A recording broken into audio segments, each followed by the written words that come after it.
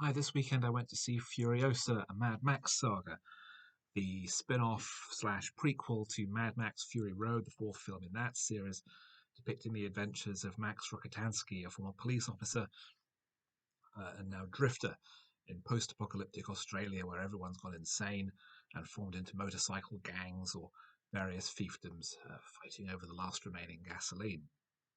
Furiosa is the backstory of the character from the previous film. We see her being kidnapped from the Green Place, the last remaining jungle on the island, becoming part of another gang led by the Lord Dementus, played by Chris Hemsworth, and eventually becoming part of Immortan Joe's cadre and her rise to power. I loved Fury Road. I think it's a masterpiece, maybe the best action film of the last 30 years. So I was very much looking forward to this. And it's maybe the steepest drop in quality between an original and original and sequel I've ever seen. It's really not a good film. Um, the main problem is, I think, that Fury Road had a very clear narrative through line. The concept of the film was that it was one long chase, and it had a purity and a simplicity with elements layered on that supplemented the story, that gave depth and texture, but the basic storyline was pure and straightforward. Here, the story is muddled and complex. Furiosa is not the main character for most of it. Instead, we have Chris Hemsworth as Dementus, and he is massively miscast. He completely fails to give the character any sense of menace or danger. He just feels like an annoyance. Um, and there's no solid structure to it. This is supposed to be about Furiosa's rise to power and her rise to position, but so much of it is about infighting and Dementus' conflict with the Immortan Joe, and there's no clear structure to it. There's no shape. The great strength of the previous films has been their action, but here it just feels perfunctory and dull. We have a new director of photography.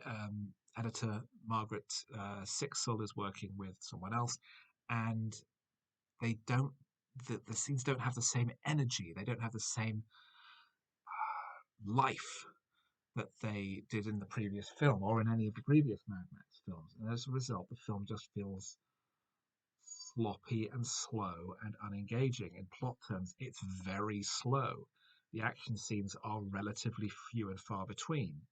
Um, Anya Taylor-Joy as Furiosa is kind of a backseat character in far more a way than Max was in Fury Road, a film where Furiosa is the protagonist and Max is assisting her, although we see the film through his eyes. Here she's notionally the protagonist, but too much of the time she's passive and quiet and barely interacts with other characters and barely speaks. Um, it's really quite shocking how badly this has been fumbled.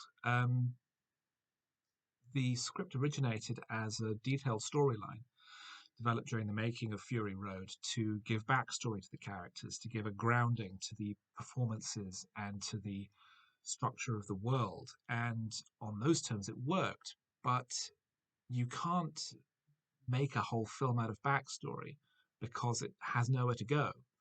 There's nothing in this film that justifies its own existence. There's nothing that's new. There's nothing that's fresh. There's nothing that gives further insight into the character of Furiosa that you couldn't have gleaned just by watching Fury Road. There's nothing new here. Um,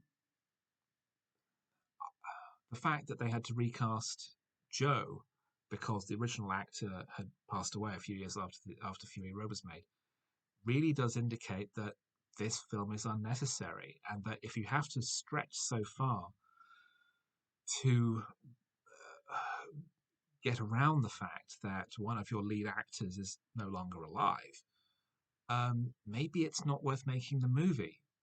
Several supporting players from Fury Road return. There is a pointless cameo by Max in uh, one sequence, so he adds nothing to the film. Um, It ties in directly with the beginning of Fury Road, even though we don't get a good look at any of the main characters. So it's skirting around the fact that none of the cast from the first film, the leading cast, have come back.